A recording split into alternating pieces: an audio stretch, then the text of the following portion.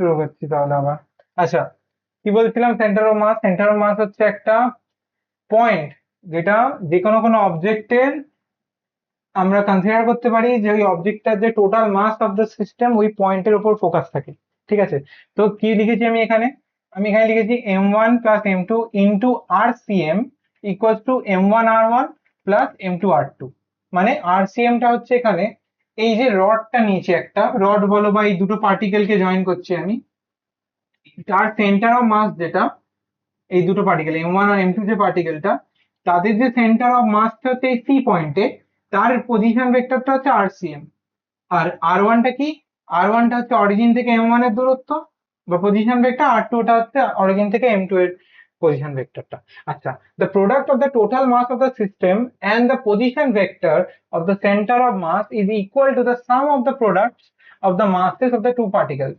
মানে যদি আমরা সেন্টার অফ মাসের সাথে যদি আমরা প্রোডাক্ট মানে সামেশন করি, করে মানে প্রোডাক্ট প্রত্যেকটা পার্টিকেলের সামেশন করে আমরা যদি মাল্টিপ্লাই করি তার সাথে, সেন্টার অফ মাসের সাথে, তাহলে তার ইন্ডিভিজুয়াল যে মাস আছে তার সাথে তাদের ইন্ডিভিজুয়াল পজিশন ভেক্টরকে যদি আমরা মাল্টিপ্লাই করে অ্যাড করি, দুটো সমান হবে। এটাই হচ্ছে আমাদের এই থিওরেমটা বলছে। এবার কি আছে, এবার আমরা যদি বলি, এবার আমরা কি করে কি লিখ মানে এবার আমরা ডাইরেক্টলি আমরা সেন্টার অফ মাসের এক্সপ্রেশনটা লিখতে চাইছি, যে position vector of the centre of মাসটা কি হবে তাহলে, বা সেন্টার অফ মাসটা কোথায় থাকবে, সেটাকে লিখবো হচ্ছে এরকম ভাবে, m1r1 plus m2r2 divided by the sum of the masses. এটাই হচ্ছে আমাদের position vector of centre of mass. এইটা আমি আর দিয়ে লিখেছি, ঠিক আছে। আর মানে কি? Position vector. যদি এটা যদি এক্স অ্যাক্সিস বরাবর হতো তাহলে কি লিখতাম? এটাকে লিখতাম আমরা আর না লিখে এক্স লিখে দিতাম, এক্স সিএম। তখন এখানে কি আসতো? x1, এখানে আসতো x2। এবার x1 x2টা কি? অ্যাক্সিস পয়েন্টের কোঅর্ডিনেটস গুলো। বাট এখানে যেহেতু আমরা একটা থ্রি ডাইমেনশনাল ফিগার ড্র করছি, তো এটাকে ক্যাপিটাল আর সিএম লিখে দিলাম আমি। ক্যাপিটাল আর না, যেটা ডায়াগ্রামে লিখেছি সেটাই লিখি, এটা হচ্ছে ছোট হাতের আর সিএম।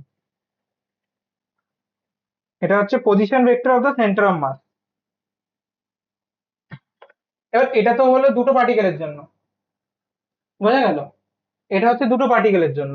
এবার যদি বলি পার্টিকেলস গুলো অনেক কটা, এন খানা পার্টিকেল, তাহলে কি হবে? জিনিসটা সামেশন হতে থাকবে আর সিএম, এন খানা পার্টিকেলস এর জন্য বলছি, অনেক কটা রয়েছে।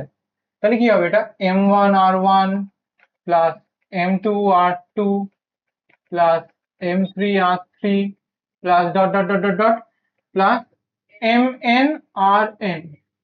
আর এটাকে আমরা সামেশন নোটেশন দিয়ে যদি লিখি, এটাকে আমরা লিখবো i equals to 1 to n mi ri।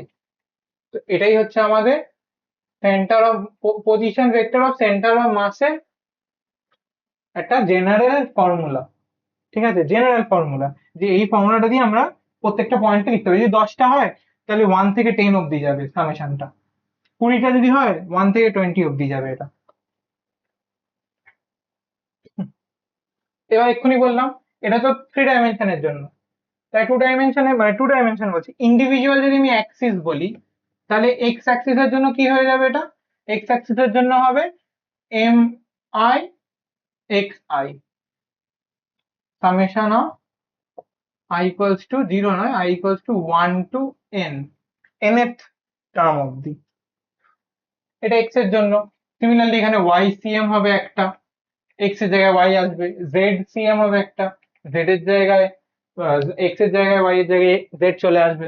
মানে কি, এটা থ্রি ডাইমেনশন ফর্মে লিখে দিয়েছি আমি এখানটা, এটা আমি ইন্ডিভিজুয়াল অ্যাক্সিস বরাবর লিখছি।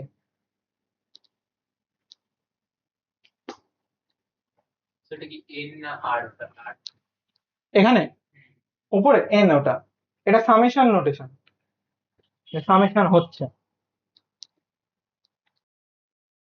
আমি তো এটাকে এরম ভাবে লিখে দিলাম ডাইরেক্টলি, এর ডেরিভেশন আছে, ডেরিভেশনটা আমার নোটে রয়েছে, নোটে যেরম ভাবে দেওয়া সেরম ভাবে প্র্যাকটিস করে বাড়িতে।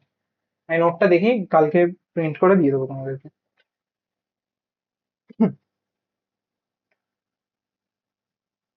এবার এটা এক্স ওয়াই জেডটা কেন লিখছি আমি এখানে, এক্স ওয়াই জেডটা লিখছি হচ্ছে তোমাদের যে কার্টেসিয়ান কোঅর্ডিনেট সিস্টেম আছে আমাদের, সেই কার্টেসিয়ান কোঅর্ডিনেট সিস্টেম অনুযায়ী এক্স এর কম্পোনেন্ট এটা, ওয়াই এরটা সিমিলারলি জাস্ট ওয়াই হয়ে যাবে এখানটা, জেড এরটাও সিমিলারলি জেড হয়ে যাবে কার্টেসিয়ান কোঅর্ডিনেট সিস্টেম। মুছে দিলাম। এরপর চলে যাবো, হ্যাঁ হ্যাঁ ওয়ান থেকেই শুরু হবে। তুমি কি করে মানে ওয়ান মানে কি ফার্স্ট পার্টিকেল, আইটা হচ্ছে একটা ইন্ডেক্স। অ্যারে পড়েছো কম্পিউটারে? অ্যারে অ্যারে পড়োনি না এখনো? আইটা হচ্ছে একটা পজিশন ফ্যাক্টর। আই ওয়ান থেকে শুরু হচ্ছে মানে কি ফার্স্ট পার্টিকেল, আই এর ভ্যালু টু হবে, থ্রি হবে, ফোর হবে, এন অব্দি যাবে। এবার এন যদি 10টা হয় 10 নম্বর পার্টিকেল, 1 to 10। বুঝলে এবার?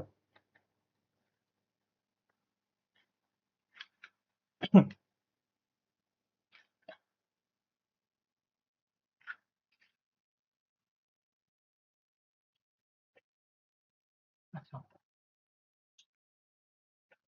Centre of mass of two particle system. না, ওটাও টু পার্টিকেল ছিল, বাট আমি এটা জেনারেল ফর্মুলা দেখানোর জন্য ওটা করেছিলাম। এটাতেও সেম ডায়াগ্রামই হবে, জাস্ট আমরা এখানে আমরা এবার কি কি বার করব, আমরা এবার অ্যাক্সিলারেশনটা কেমন ডিপেন্ড করছে সেন্টার অফ মাস নিয়ে। মানে আমরা কি করছি, আমরা আগে যখন একটা ধরে নাও বলতাম যে এখানে একটা বডি রয়েছে, এই ইউ ভেলোসিটি নিয়ে এগোচ্ছে, বাট আমরা কি করব এবার এই বডিটাকে বডি হিসাবে দেখবো না, এর মধ্যে যেসব পার্টিকেলস গুলো রয়েছে সেই পার্টিকেলস গুলোকে আমরা কনসিডার করবো যে 10-15টা পার্টিকেল রয়েছে বা কয়েকশোটা পার্টিকেল রয়েছে। পার্টিকেলটা একটা একটা ফর্মে গিয়ে ডেন্স হয়ে যাচ্ছে, গিয়ে বলছি পার্টিকেল নয়, এটা একটা সেন্টার অফ মাস, যে একটা পার্টিকুলার পয়েন্ট মাস। কাইনেম্যাটিক্স এর ফার্স্ট ভিডিওতে দেখে বলেছি আমি পয়েন্ট মাস কাকে বলে।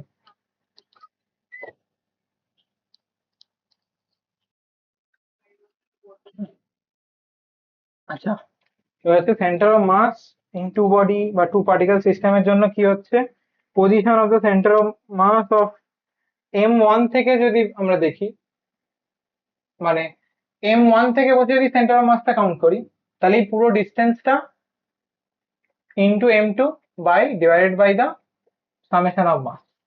এটা হচ্ছে ফ্রম M1 থেকে যদি আমরা দেখি এটাকে, মানে সিস্টেমটাকে। এবার যদি বলি M2 থেকে যদি দেখি, সেম জিনিস বাট M2 থেকে, M2 থেকে যদি দেখি তাহলে কি হয়ে যাবে, M1D plus summation of M। আমি এই সেন্টার অফ মাসে আরেকটা দেখছি, ভালো করে ক্লাসটা নেবো। আমার শরীরটা একদম ভালো লাগছে না, হুট করে ছেড়ে দিল। তাও যতটা পারছি পড়াচ্ছি, 8টা অব্দি টাইম একটুখানি। হ্যাঁ হ্যাঁ, আচ্ছা ঠিক আছে ছেড়ে দেবো, আমারও শরীর দিচ্ছে না।